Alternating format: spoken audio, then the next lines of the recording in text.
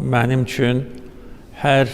Սուրբ Ծննդյան նախօրեին Ադրբեջանի նախագահ Իլհամ Ալիևը 3 ժամանոց հարցազրույց էր տվել տեղական լրատվամիջոցներին։ Ավանդական դարձած հարցազրույցում հստակ ուրվագծվում են Ադրբեջանի նպատակները, դիվանագիտական խաղերը, նաև թույլ կողմերը։ Ադրբեջանը գետ Տաթև Հայրապետյանի գնահատմամբ առաջիկայում Ադրբեջանը փորձելու է խաղարկել խաղաղության քարտը, ինչին նպաստում են ադրբեջանական բենզինի թեման եւ Հայաստանի ներկայիս ղեկավարության քայլերը։ Դրան զուգահեռ այդ երկրի ղեկավարի ուղիղ հրահանգով շարունակվում է Հայաստանը որպես արևմտյան Ադրբեջան ներկայացնելու հստակ զավթողական ծրագիրը։ Թեև Ալիևը հաստատում է, որ պատերազմ չի ուզում, բայց շարունակում է գովաբանել պատերազմը եւ ներկայացնել Հայաստանը որպես ցեղասպան պետություն։ Ալիևը փորձում է Զանգեզուրի միջանցքը ներկայացնել որպես կատարված փաստ, ինչը չի համապատասխանում իրականությանը։ Կարծում եմ նա պարզապես ուզում է ցույց տալ, որ հասել է իր նպատակներին։ Նա նաև ազդանշան է տալիս, որ եթե այս միջանցքը չբացվի, ինքը սահմանները փակ կպահի։ Իր ծրագրի համաձայն իրական ապաշրջափակում երբեք տեղի չի ունենա։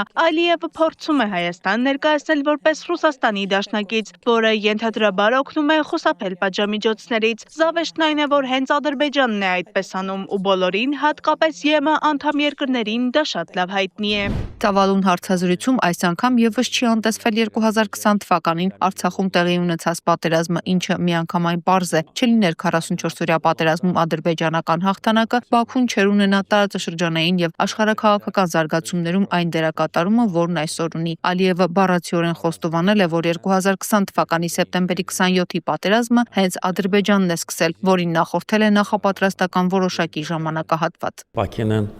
tarihi Տարիների ընթացքում ինձ մոտ այլևս որևէ կասկած չէր մնացել հակամարտության ռազմական տարբերակով կարգավորման անխուսափելիության վերաբերյալ։ Անհրաժեշտ էր միայն պատշաճ մակարդակով նախապատրաստական աշխատանքներ իրականացնել։ Ռազմական օպերացիաներն իրականացրել են ՄԱԿ-ի կանոնադրության 51-րդ հոդվածի համաձայն, մասնավորապես ինքնապաշտպանության իրավունքի։ 44-օրյա պատերազմից հետո Ալիևը նաև հայտնել է, որ 44-օրյայի ընթացքում ռազմական օպերացիաներում փոփոխություններ եւ շտկումներ են մտցվել։ Այդ թվում հաշվի առնելով, որ հակառակորդը կարող է տեղեկություն ունենալ իրենց մտադրությունների մասին, նշել է պատերազմի ընթացքում օպերացիաների փոփոխման գլխավոր պատճառը։ uzun yıllar biz çalışırdık ki bu 44-օրյա պատերազմի ընթացքում օպերացիաների ուղղությունների ոչ մեկ անգամ փոփոխությունը պայմանավորված էր մեծաթիվ կորուստներ ունենալու հավանականությամբ։ Նոյեմբերի 10-ին պատերազմի դադարեցումը եւս պայմանավորված էր հենց սրանով։ Եթե պատերազմը չկանգնեցվեր, կորուստները շատ անգամ ավելի մեծ կլինեին։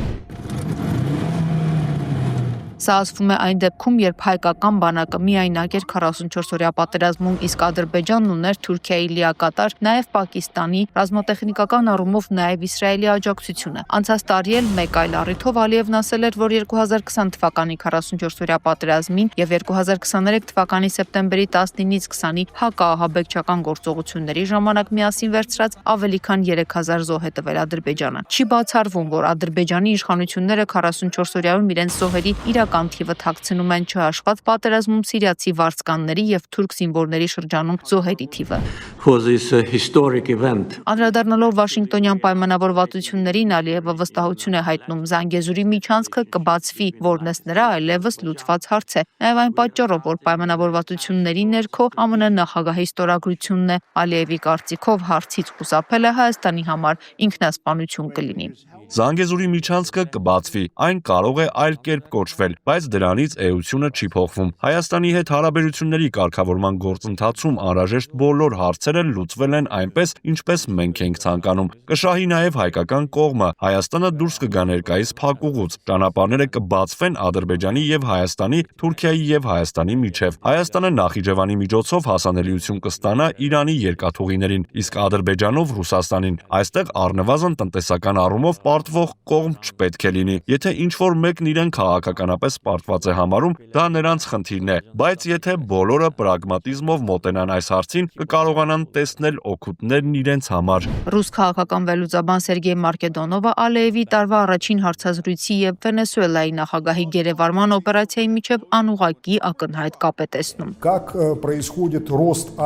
Ինչ կապ կա այս իրադարձությունների միջև։ Կարծում եմ ուղղակի կապ չկա, բայց անուղղակի կապն ակնհայտ է։ Արտաքին եւ ռազմական քաղաքականության ուժեղ ոճն այսօր թրենդային է։ Միջազգային իրավունքի եւ չափանիշների վերաբերյալ քննարկումները կարծես թույլ եւ անհաջող քաղաքական գործիչների գործն են, սակայն այստեղ կա մի հետաքրքիր նրբերանգ։ Առաջին Ղարաբաղյան պատերազմում պարտությունից հետո պաշտոնական Բաքուն տարիներ շարունակ հետևողականորեն դիմում էր միջազգային իրավունքին, դիմում էր եւ ՄԱԿ-ի Ղարաբաղի վերաբերյալ բանաձևերին եւ Հելսինկիի սկզբունքներին, սակայն այսօր Ղարաբաղի հողերը գտնվում են Ադրբեջանի ինքնիշխանության ներքո եւ Բաքվի ներկայացուցիչներն ավելի ու ավելի հաճախ են խոսում արևմտյան Ադրբեջանի եւ Գյոյչա լճի մասին։ Միջազգային իրավունքի ավարտի մասին խոստովանությունների համատեքստում նման գաղափարներն այլևս չեն թվում որպես պոպուլիստական վարժություններ ներքին լսարանի համար։